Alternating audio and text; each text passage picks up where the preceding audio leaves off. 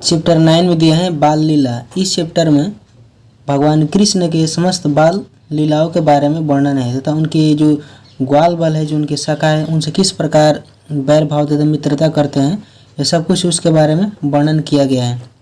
इस कविता के माध्यम से जो उनकी बचपन की जो जीवनी है, जो लीला है, उस सबको इसमें वर्णन किया गया है। तो चलिए पढ़कर समझते हैं। बाल लीला, इसका प्रथम पंक्ति है, मैया मोरी मैं नहीं माखन खायो, भोर भयो गयन के पाछे, मधुबन मोही पठायो, चार पहर बन सिवट भटक्यो, सांझ परे घर आयो। इस कविता के माध्यम से भगवान कृष्ण का कहना है कि मैया मोरी मैं नहीं माखन खायो, मैंने आपकी माखन नहीं खाया है। भोर भयो गयन के पीछे, मधुबन मोही पठायो, भोर होते यानी सुबह होते हैं गायों के पीछे और मुझे मधुबन में भेज देती है, इसलिए मैंने माखन नहीं खाया है।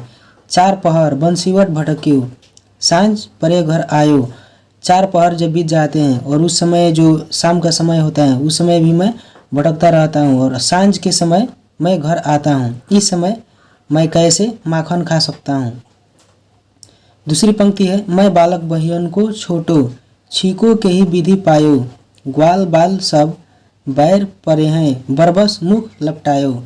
इस पंक्ति के माध्यम से कहना है कि मैं बालक बहियन को छोटो, मैं एक बालक हूँ तथा मेरे जो बाँ है, जो दोनों बाँ हैं वो बहुत ही छोटे हैं। छीको के ही विधि पायो, उस छीको को मैं कैसे किस विधि से पा सकता हूँ, ये किस विधि से प्राप्त कर सकता हूँ। मेरी दोनों छोटी हाथों से जो वो सीके हैं वो बहुत ही दूर हैं, अतः मैं उसको प्राप्त करने में किसी भी विधि से पाने में असमर्थ हूँ। ग्वाल बाल सब बैर परे हैं, बरबस मुख लपटायो, जो मेरे ग्वाल बाल हैं, जो मेरे सखा हैं, जो मेरे मित्र हैं, सबके सब मुझसे बैर पड़े हैं, यानी सबके सब मुझसे बैरी करते हैं। बरबस मुख लपटाए, और मेरे मुख में बरबस माखन यानी जबरदस्ती माखन लिपटा देते हैं। तीसरी पंक्ति में लिखा है कि तू जननी मन की अति भोरी, इनके कहीं पति आयो, जिय तेरे कछु भेद उपजी है, जाने परायो जायो। तीसरी पंक्ति में बताया गया है कि तू जननी मन की अति भोरी। भगवान कृष्ण कहते हैं कि तू जननी मतलब होता है माता, अति माने बहुत, और भोरी मतलब होता है भोली। तू जननी यानी तू माता मन की बहुत ही अति भोली है तथा भोरी है। इनके कहीं पति आयो, इनके हर बातों को तुम बात मान लेती हैं तथा मेरे किसी भी गलती को इनके द्वारा बताए गए सभी बातों को तुम मान लेती हैं। जिये तेरे कछु भेद उपजी है, जाने परायो जायो। तथा भगवान कृष्ण कहते हैं कि तुम इनकी सभी बातों को मान लेती हो और मेरे किए हुए समस्त काम व्यर्थ चले जाते हैं। और जानी परायो जायो, भगवान कृष्ण का कहना है कि तुम मुझे अपना पुत्र नहीं मानती हो और तुम मुझे अपना पराया मानती हो, इसलिए तुम मुझे सभी बातों में दोष ठहराती हो या किसी भी कहे हुए बातों को तुम विश्वास करती हो। चलिए आगे देखते हैं। चौथे पंक्ति में लिखा गया है कि यह लय अपनी लकुटी कमरिया, बहुत ही नाच नचायो, सूरदास तब भी हंसी, जसोदा लय उरकंठ लगायो। चौथी पंक्ति में कहा गया है कि यह लय अपनी लकुटी कमरिया, यह लोग अपनी छोटी सी लकुटी मतलब क्या होते हैं, लकुटी मतलब होता है लाठी, यानी छोटी सी लाठी डंडा। यह लय अपनी लकुटी कमरिया, यह अपनी छोटी लाठी ले लो, बहुत ही नाच नचायो, और जो मैंने जो बहुत नाच नचाया है उसके लिए तुम मुझे इसकी सजा दो। सूरदास तब भी हंसी, जसोदा लय उरकंठ लगायो। जब भगवान कृष्ण कहते हैं कि यह अपनी छोटी लाठी लो, तूने मुझे बहुत ही परेशान किया है तथा मैंने भी तुझे बहुत ही परेशान किया है। सूरदास तब भी हंसी, जसोदा लय उरकंठ लगायो। तब जब सूरदास जब भी हंसते हैं तो जसोदा माता उसे अपने कंठ से तथा गले से उसे लगा लेती हैं। तो इसमें 4 पंक्ति था जो इनके जीवन लीला के बारे में इसमें वर्णन किया गया था। अब इसके यहाँ पे शब्दार्थ हैं, जिसमें भटक्यू का मतलब होता है भटकना, और प्रायो का मतलब होता है दूसरा, विहंसी मतलब हंसकर, बहियन मतलब बाँ, लकुटी मतलब छोटी लाठी, छीको का मतलब होता है सिंका, रस्सी की बनी होती है जिसे छत या छप्पर से लटका कर रखा जाता है और उस पर कोई चीज़ रखी जाती है जिसको छींको बोलते हैं। अब इसमें प्रश्न उत्तर दिया गया यहाँ पे। इसमें 1 नंबर प्रश्न है, अपने साथियों द्वारा लगाए गए आरोपों को गलत बताने के लिए कृष्ण अपनी माँ के सामने कौन कौन से तर्क रखते हैं। नीचे कुछ पंक्तियाँ दी गई हैं, उन्हें पढ़िए और बाल लीला के पौधों में से उन पंक्तियों को छांटकर लिखिए जिनका भावार्थ इन पंक्तियों में समाहित है। चलिए पहले 1 नंबर प्रश्न का उत्तर देख लेते हैं। देखिए 1 नंबर प्रश्न 1 नंबर है, अपने साथियों द्वारा लगाए गए आरोपों को गलत बताने के लिए कृष्ण अपनी माँ के सामने कौन कौन से तर्क रखते हैं। तो इसका सही आंसर है कि श्री कृष्ण अनेकों प्रकार के तर्क देकर अपनी माँ को समझाते हैं।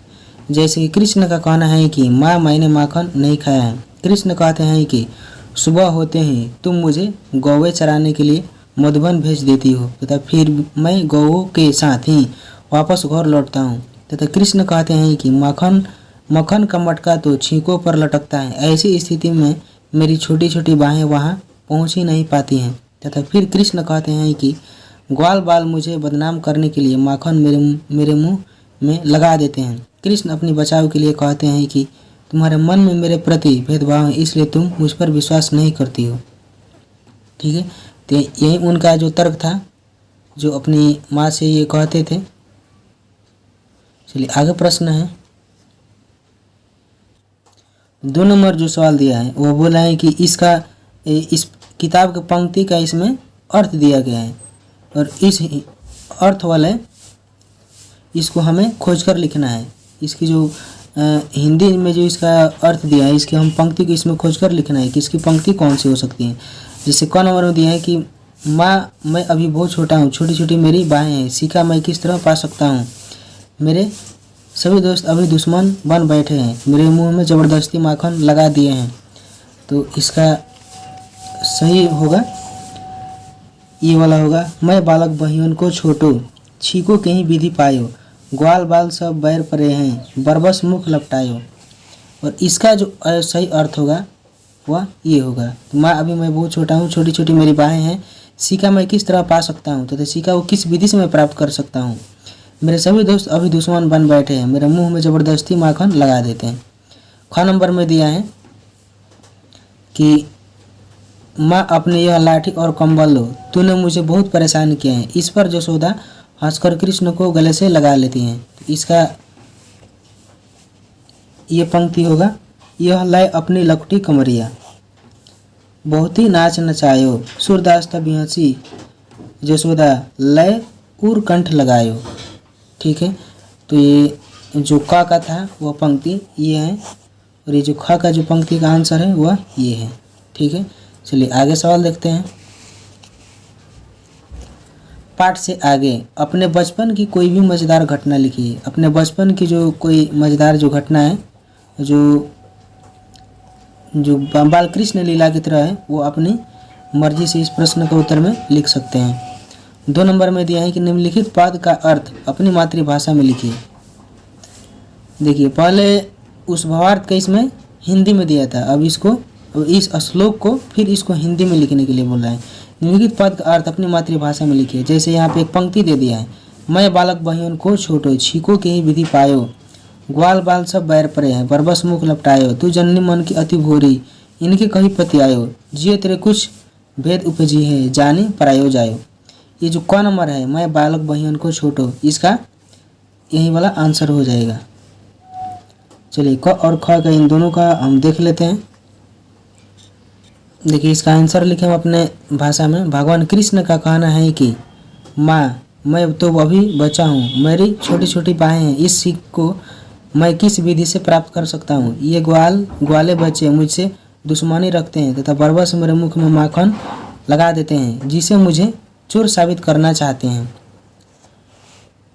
ख नंबर का पंक्ति है कि तू जननी मन की अति भोरी, इनके कहीं पति आयो, जिन कछु भेद उपजी है, जाने परायो जायो। इसका सही अर्थ है, भगवान कृष्ण का कहना है कि माँ तो मन की अति भोली है, वे ग्वाल बालों की बातों पर विश्वास कर लेती हैं तथा तुम्हारे हृदय में मेरे प्रति कुछ भेद उत्पन्न हो गया है, क्योंकि तुम मुझको पराया पुत्र मानती हैं। तो ये ख का सही अर्थ हो गया। अब आगे देखते हैं। अब इसमें व्याकरण दिए हैं, व्याकरण में दिया है निम्नलिखित शब्दों को स्थानीय बोली में क्या कहते हैं, लिखिए। भटकियो, बहियन, छींको, प्रायो, लकुटी। तो भटकियो मतलब होता है भटकना, बहियन मतलब होता है बा, छींको मतलब होता है सिंका जिस पर जो लटकाए जाते हैं और जिसमें रस्सी पर माने सिंकों पर उसमें कुछ रखा जाता है। जैसे यहाँ पे देखिए सिंका का मतलब यहाँ पर दिया है, सिंका रस्सी की बनी होती है जिसे छप्पर या छत से लटका कर रखा जाता है और उस पर कोई चीज़ रखी जाती है।